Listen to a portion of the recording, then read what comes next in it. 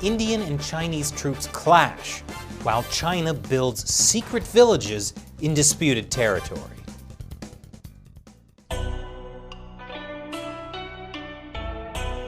Welcome to China Uncensored. I'm Chris Chappell. Remember to like this episode to support the show. It really helps us with YouTube's algorithm. So, last week, there was another border clash between Indian and Chinese troops, which is surprising. Not because of the clash, but because of the weather. You may remember that last summer there were several big clashes between Indian and Chinese troops at the disputed border, between the two countries, known as the line of actual control. But there haven't been any clashes so far this winter, partly because both sides are trying to de-escalate the conflict, and partly because it's really, really cold. Troops along the border remain deployed at 15,000 to 18,000 feet, in temperatures that drop to minus 31 degrees Fahrenheit. How cold is that? Cold enough to turn boiling water into snow. Remind me to visit the line of actual control in June and not January. Details of the latest border clash are sparse. We do know that it happened on January 20th. The Wall Street Journal quotes an unnamed Indian security official as saying the incident happened while the Chinese forces were patrolling the area and tried to enter the Indian territory. The Washington Post also spoke to two anonymous Indian officials. One said that minor injuries were suffered on both sides, and the other described the clash as hand-to-hand combat. Two more Indian security officials told the Associated Press that there were clashes with sticks and stones. I hope no one broke any bones. At least this time there weren't any nail-studded rods like what Chinese soldiers used during a brawl along the border back in June. That clash in June was the deadliest one last year, with at least 20 casualties on the Indian side and an unknown number of casualties on the Chinese side. Since then, both sides have kept a buildup of soldiers along the border, even during the winter. As many as 100,000 troops from the Indian and Chinese armies are now facing off across inhospitable mountain passes in sub-zero temperatures in the Ladakh region alone. But this latest border skirmish was not in Ladakh. It was about 750 miles away at the Naku La area in Sikkim. Most of the border clashes last year happened in Ladakh, but an early one back in May was in Sikkim.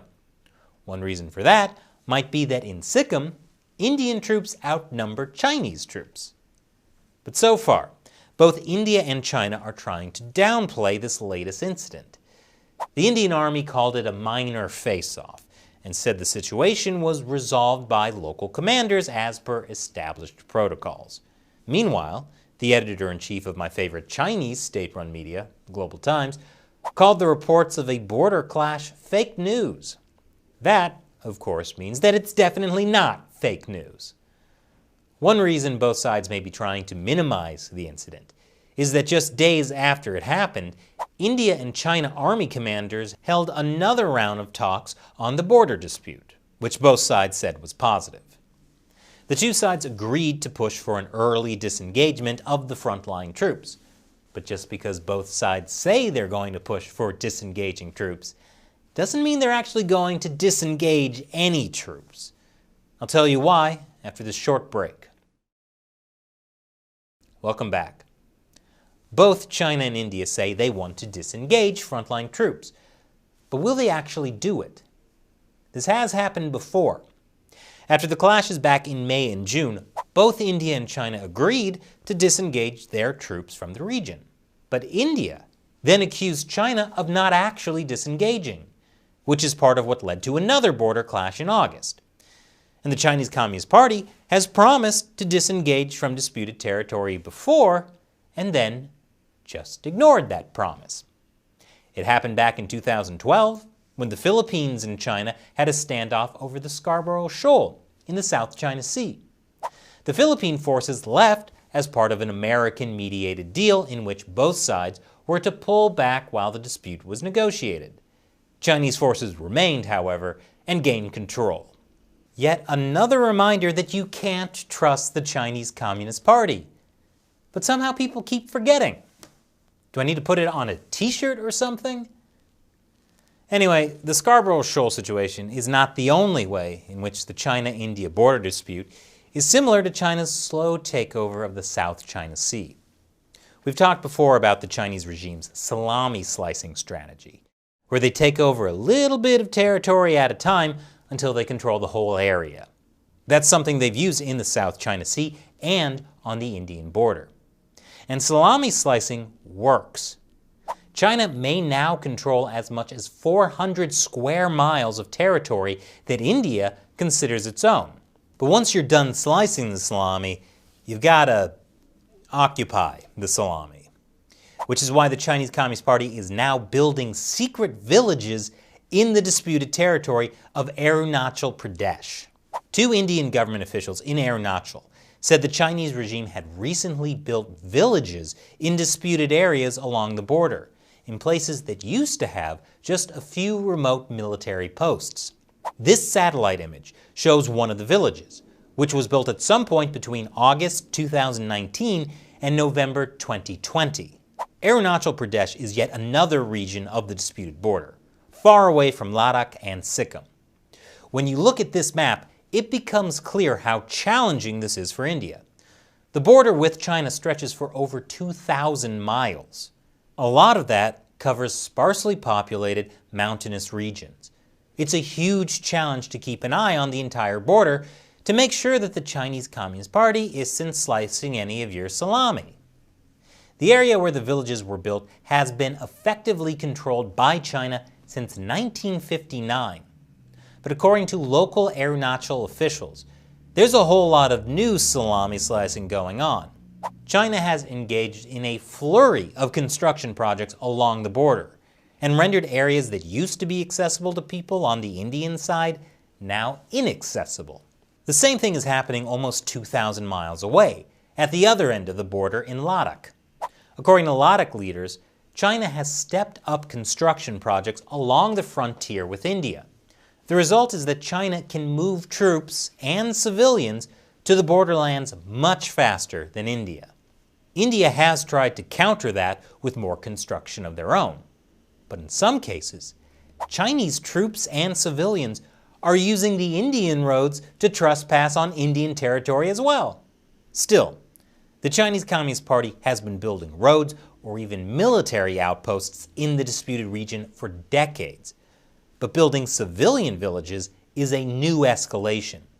And it's similar to what the party did in the South China Sea, where they built artificial islands as military bases, but also established a civilian presence on the islands. A prime example of this is Sansha City, which was established back in 2012 on the Paracel Islands, and now has a population of almost 2,000 people.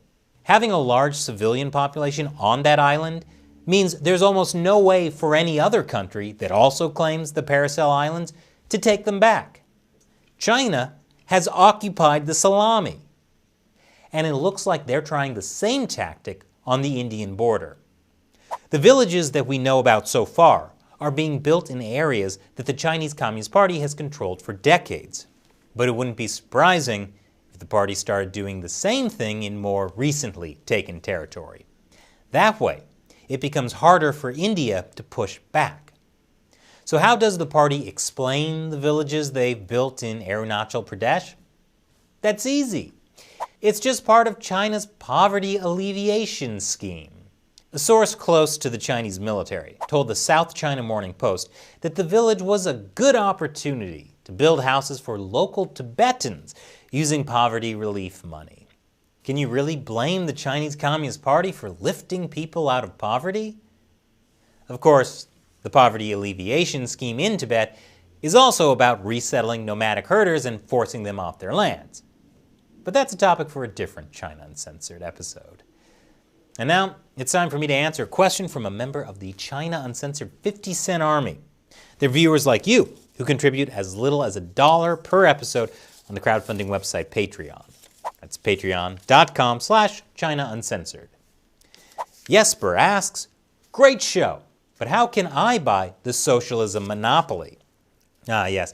Jesper is referring to the latest episode of our podcast, China Unscripted, in which Matt, Shelley, and I played Monopoly Socialism, the board game, which is the real thing that you can buy. And it was definitely more fun than actual socialism, because you can stop playing at any time. Matt and Shelley actually got me Monopoly Socialism for Christmas. If you're in the US, the game is available from capitalist running dogs like Amazon, Walmart, and eBay. I put a link to the game below on Amazon. If you buy the game through that link, it helps support the show. Thanks for your question, Jesper. Enjoy the game. And thank you for watching. Remember to like, subscribe, and share this episode. Once again, I'm Chris Chappell. See you next time.